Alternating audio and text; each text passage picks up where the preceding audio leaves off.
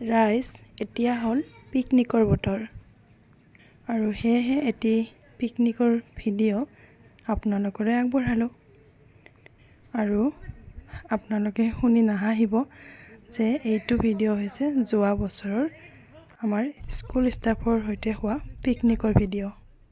মই আগতেও বহুবাৰ কৈছোঁ যে মই ইমান বেছি এলেহুৱা মানে এডিটিঙৰ ক্ষেত্ৰত, গতিকে মোৰ ভিডিঅ'বিলাক ফোনতে থাকি যায় আৰু এডিটিং নকৰাকৈ এনেকৈ দিবলৈও দিগদাৰী, গতিকে ভিডিঅ'টো মই এতিয়াহে দিবলৈ চেষ্টা কৰিছোঁ। আৰু যিহেতু এইবিলাক ভিডিঅ'ৰ আপোনালোকে কি চাব, মানে মই নিজৰ স্মৃতি ৰক্ষাৰ বাবেহে এইদৰে সাঁচি ৰাখিছোঁ, মানে সৰু সৰু টুকুৰা টুকুৰি ভিডিঅ'বিলাক একেলগ কৰি এটা দীঘল ভিডিঅ' বনাই সাঁচি ৰখাৰ চেষ্টাহে মাথোন। আৰু তাকে যদি আপোনালোকে চাই অলপ সঁহাৰি জনায় নিশ্চয়কৈ ভাল পাম। আৰু এতিয়া ভিডিঅ'টো আৰম্ভ কৰোঁ। আৰু আমি সেইদিনাখন গৈছিলোঁ বঙাইগাঁও জিলাৰ এখন অন্যতম পাহাৰ মহাদেৱ পাহাৰলৈ। আৰু এয়া হৈছে সেই পাহাৰৰ ভিতৰত থকা দৃশ্যখিনি। ইয়াৰ আগতে আমি কেতিয়াও তালৈ গৈ পোৱা নাছিলোঁ, সেয়েহে আমি সকলোৱে ভাবিছিলোঁ যে আমি প্ৰথমে তালৈ গৈ সেৱা জনাম, তাৰপিছতহে খোৱা লোৱাখিনি কৰিম। আৰু কথামতেই কাম, আমি সকলোৱে তালৈ গৈ সেৱা কৰিলোঁ, আশীৰ্বাদ ল'লোঁ মহাদেৱ শিৱৰ। আৰু খুব ভাল লাগিল, খুব শান্ত পৰিৱেশ। আৰু পূজাৰী এজন থাকে ভিতৰত, যিয়ে তাতে থকা এটা সৰু ঘৰত বসবাস কৰে। আৰু এয়া হৈছে ভিতৰৰ দৃশ্য। বাইদেৱে ঘৰৰ পৰা অনা গাখীৰেৰে এইদৰে শিৱলিংগত গাখীৰ ঢালিলে।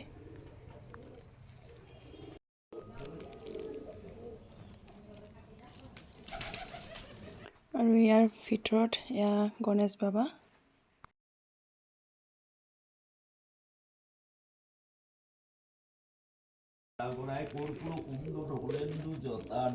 দারিদ্র দুঃখ দোষ নাই স্বর্গরোগ নিবারণায় নমঃ শিবায় ওম নমস্তে পরম ব্রহ্ম নমস্তে পরমাত্মনে নির্গুণায় নমস্তুভ্যং সদরূপায় নমো নমঃ ওম।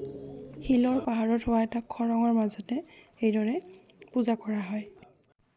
এয়া আমি মন্দিৰৰ পৰা ওলাই কাষতে থকা এই ঠাইখনলৈ গ'লোঁ। মানে ঠাইখিনি সমতল, পাহাৰৰ ওপৰত থকা সমতল ঠাই। আৰু ইয়াৰ ভিতৰত আমি বহুত কেইজন মানুহ বহিব পৰা কেপাচিটি আছে।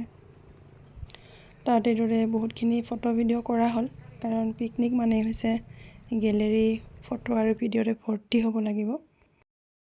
এইফালে আৰ্হিহঁতেও ফটো উঠি আছে।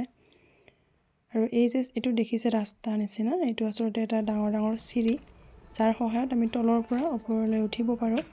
আৰু এইদৰে খুব সুন্দৰকৈ ব্যৱস্থা কৰি দিয়া আছে।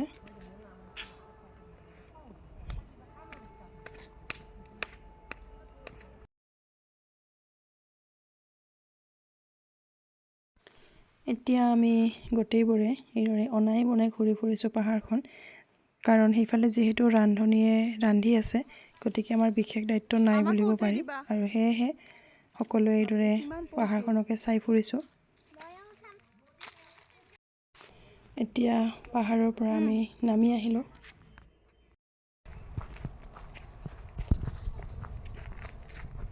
যিহেতু আমাৰ পাহাৰৰ নামনিত আছিল পিকনিক খোৱা জেগাটো, আৰু আহিয়ে আমি এইদৰে খাবলৈ আৰম্ভ কৰিলোঁ ব্ৰেড, কল, কণী ইত্যাদি। কাৰণ আমি যিহেতু পূজা দিয়াৰ কথা আছিল, সেয়েহে কোনে একো খোৱা নাছিলোঁ, গতিকে এতিয়াহে আমি ব্ৰেকফাষ্ট আৰম্ভ কৰিলোঁ। এইফালে আমাৰ ৰন্ধা বঢ়া চলি আছে। আচলতে এইটো পিকনিক যদিও ষ্টাফ পিকনিক বুলি কৈছোঁ, আচলতে সকলোখিনি ষ্টাফ ইয়াত অহা নাছিল, আৰু অকল আমি কেইজনীমানহে আছিলোঁ আৰু আমাৰ ফেমিলি আছিল। এইখিনি অলপ দেখুৱাই লৈছোঁ, মানে আমাৰ খাদ্যখিনি। এয়া দৈ, বেঙেনা পোৰা পিটিকা, ভাজি, মিক্স ভাজি, মানে পানীও দেখাইছে বাইদেউ, পিটিকা, চাটনি, তিলৰ চাটনি, মাংস, মাছ, এয়া ভাত, তাৰপিছত এইখিনি আৰু আৰু এয়া আমাৰ খোৱাৰ সময় হ'ল। এইফালে মহিলা কমিটি বহি গৈছে আৰু এইফালে বহি গৈছে পুৰুষৰ দল। তাৰ মাজতে আৰ্হিও আছে বাৰু। আমাৰ লণী বাইদেৱে বিলাই আছে।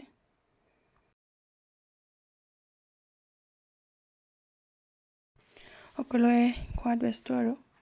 কোনোবাই যদি মাছ খাইছে, কোনোবাই মাংস। এইফালে বিলনীয়া কেইগৰাকীয়ে ৰেষ্ট লৈছে অলপ। প্ৰায় খোৱা শেষ। ছাৰে দেখুৱাইছে আৰু খুব সোৱাদ হৈছে বুলি। এইফালে প্ৰায় শেষ হওঁ আৰু এয়া আমাৰ শেষত মানে হাত ভৰি লৰাইছোঁ আৰু কোনো ৰকম। যিহেতু পিকনিক মানে আনন্দ ফূৰ্তি কৰাৰ দিন, সেয়েহে আমাৰ তাল লয় নথকা নৃত্যটো আপোনালোকক দেখুৱাইছোঁ। আচলতে নাচিব নাজানো, আমি কেৱল ফূৰ্তিৰ কাৰণে সেইদৰে নাচিছোঁ আৰু মিউজিকটো মিউট কৰিবলগীয়া হৈছে। এয়াই আৰু ফূৰ্তি, বিশেষটো একো নাই পিকনিক বুলিবলৈ।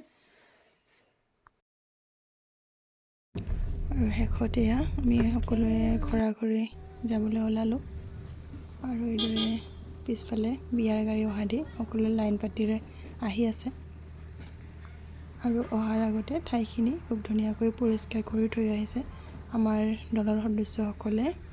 আৰু এয়া চাওক, খুব ধুনীয়াকৈ চাফা হৈ আছে। পিছৰ দিনা কোনোবা আহিলেও ধুনীয়াকৈ খাব পাৰিব। আৰু এই নতুন বছৰৰ নতুন পিকনিকৰ দলটোৰ সৈতে নতুন ভিডিঅ'টো অতি সোনকালে আপোনালোকলৈ আগবঢ়াম। তেতিয়ালৈ বাই। মোৰ মনৰ বতৰা পঠিয়ালো তোমালৈ, তুমি আদৰি ল'বা। মলয়াৰ দুপাশী